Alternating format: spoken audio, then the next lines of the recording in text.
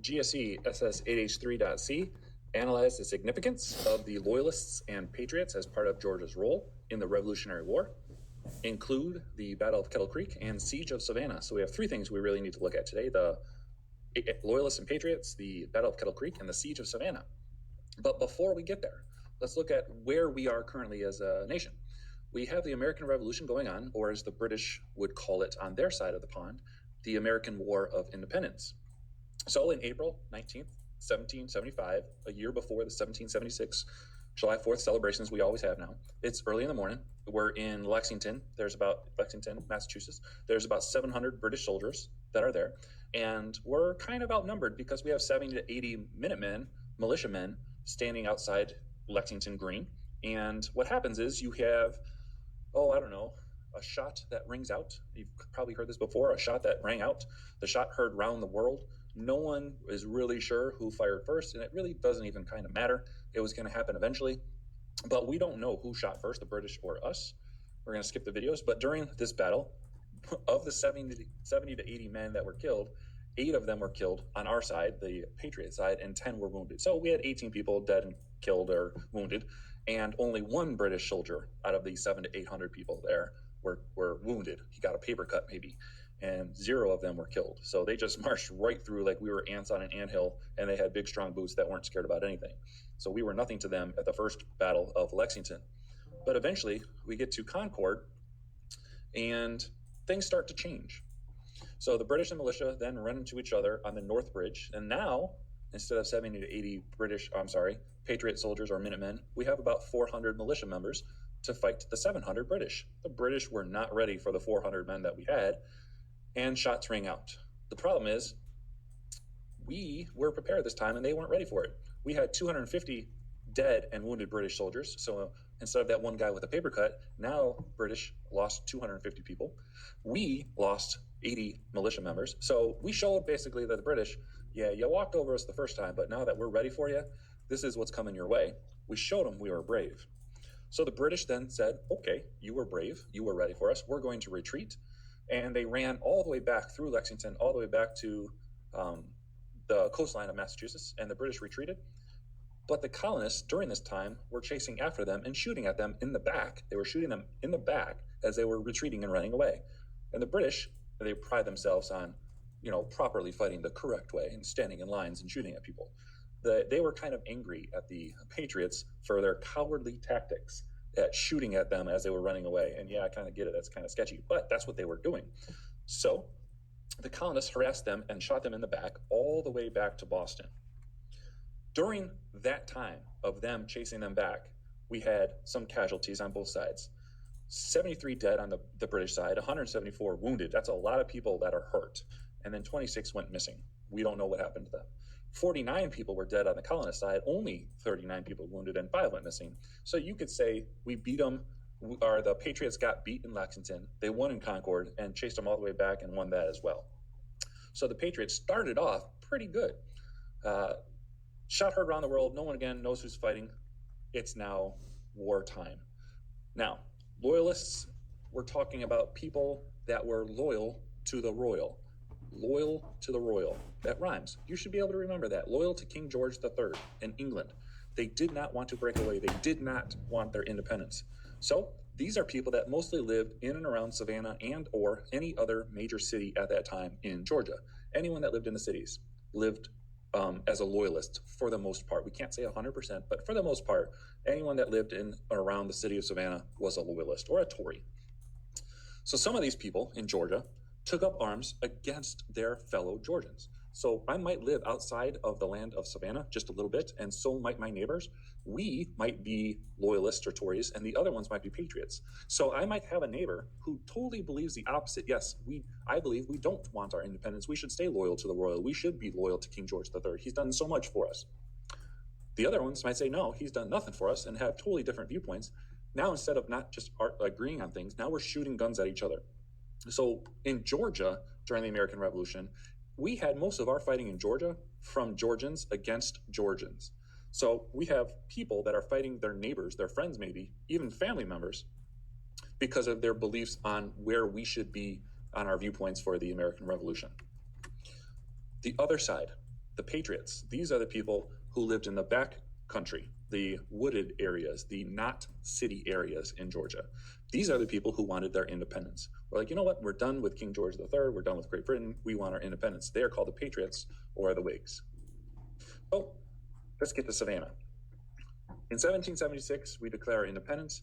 In 1778, 2 years later, a year and a half later, actually, the British Army comes back and says, you know what, Georgia? We just left you, but we're going to take you back again. So James Wright, the royal governor, comes back to Georgia, the colony that he was ruling over as a royal governor, and easily and quickly recaptures the city of Savannah because Savannah wants to be loyal to the royal. They are loyalists. So there really wasn't a fight for Savannah. The British said, hey, we're going to take over your city again. They're like, thank you. We didn't want to do it. We like you guys better. So Georgia, because of this, is the only colony to officially be retaken by the British. Remember, we have 13 of them. There's 13 colonies. Georgia was the only colony to be officially retaken by the British. So now we were a trustee period colony, James Oglethorpe, Jimmy O's. Then after James Oglethorpe left, we were a royal colony. Then we were not a royal colony because we declared our independence. And then because of our declaring the independence from Great Britain, the British come back and take over Georgia again. So Savannah fell to the British hands when they came back after we declared our independence. During the American Revolutionary War, we also had some battles that were in Georgia. They weren't major battles of the Revolutionary War, but they were major battles of the Georgians fighting Georgians in the American Revolutionary War. And one of them is the Battle of Kettle Creek.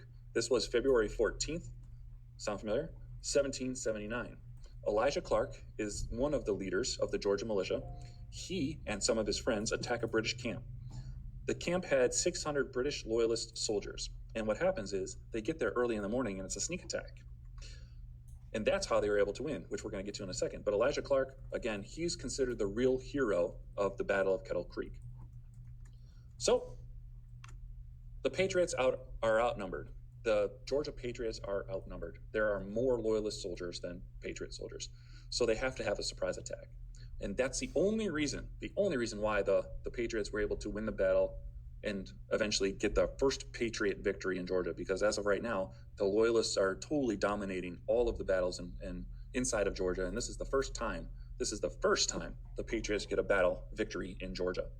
Again, not super important in the grand scheme of things in the Revolutionary War, but this is the most important battle kind of to the Georgian Patriot side, because this was the first battle and their morale was down. So the morale, how does that make you feel? How are you feeling? So the Patriots were feeling pretty down on their luck. We're not doing anything good. We're losing all these battles. But after this one, they're like, yoo-hoo, we won.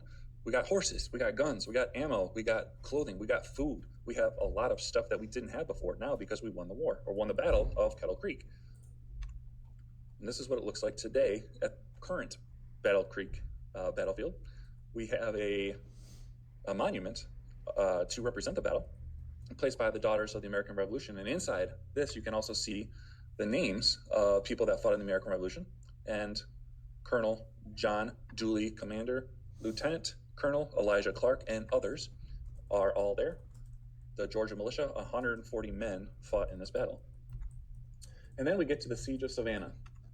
The Siege of Savannah. So Savannah fell into British hands not too long ago, 1778. We're going to try to get it back, the Patriots believe. So the Patriots joined the French troops, or the French troops joined the Georgia Patriots, and the French were like, yeah, we're going to totally help you guys out. We don't like the British either. You kind of remember the French and Indian War. Well, now the French are on the Patriot side because they don't like the British either. So they tried retaking the city back from the British. That's going to be a little bit more difficult than they realized. So we have French ships and Patriot cannons that are constantly bombarding the city of Savannah over and over and over again. But during that time, little is done to the city of Savannah or the British military. I mean, yeah, we're causing a little bit of damage, but nothing really that bad at all. The British Army is going to be fine. More civilians were killed in this bombardment than British soldiers. And here's what it looks like. You have the city of Savannah here. Remember the squares. And then you have troops here guarding the city of Savannah. You got a fence line. And then you have all these other troops outside the city of Savannah in the wooded area shooting down cannons from the wooded area. And you also have the French boats that are shooting inside the city. So basically, Savannah surrounded. It didn't work. All right. The British troops easily defeated the Patriots and the French.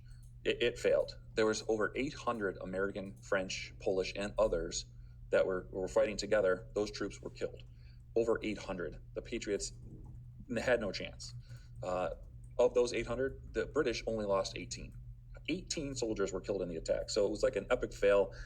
There's no chance they were going to get the city of Savannah back, and they never did get the city of Savannah back until after the American Revolutionary War was over, the American War of Independence in 1782. So Savannah stayed, and Savannah in the colony of Georgia, the state of Georgia, basically stayed in British hands until after the war was over. We never got it back. Pictures of the siege of Savannah.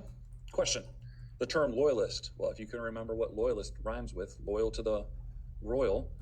So which one looks like our best answer? American colonists who supported Great Britain? Yeah, that's loyal to the royal, King George III. Our best answer is C. Our next one. What was the behavior of most Georgians during the American Revolution? Well, most Georgians, many moved to Virginia. No. They rioted in the streets. No. They attacked British troops. No. They were loyal to King George III. Yet most people were loyal to King George III. Yeah. Most of the fighting in Georgia during the American Revolution was between, well, again, it was Georgians fighting Georgians, the Georgia Patriots versus the Georgia Loyalists. And then, which of the following statements most accurately describes Georgia at the beginning of the Revolutionary War? The royal governor was very unpopular. No, James Wright was the royal governor, and we used to teach these royal governors before these GSE standards, but Wright was right. James Wright was right. The colonists liked him, so it's not him. B, Georgia relied heavily upon trade with England. Yeah, that's true. C, a strong tradition of self-government had developed. No. D, most Georgians strongly favored independence from England. That's not true. So we really relied heavily upon trade with England, which is why we were kind of hesitant to bite the hand that feeds us. So B is our best answer. And then, what was the most significant result of the siege of Savannah? Well, the British were not pushed out of Georgia. We totally lost the siege of Savannah. The Patriots lost the siege of Savannah. The Savannah remained in British hands? Yes. We never got Savannah back. We never got Georgia back from the British until after the war, so our best answer is B. What country became allies with the American troops? Our best answer is France. Remember, they really were ticked off about the French and Indian War still. It was still fresh in their heads. So France came to help the Patriots beat the British. They just weren't successful in the siege of Savannah. But our best answer here and only answer is France. What did Georgia do after the siege of Savannah, becoming the only one of the 13 colonies to do so? The only colony. Our best answer, D. They returned to being a royal colony run by a royal governor named James Wright. That's the end of this video. Again, go back to exceedthestandard.com for more Georgia studies information. Thanks for watching. Peace out.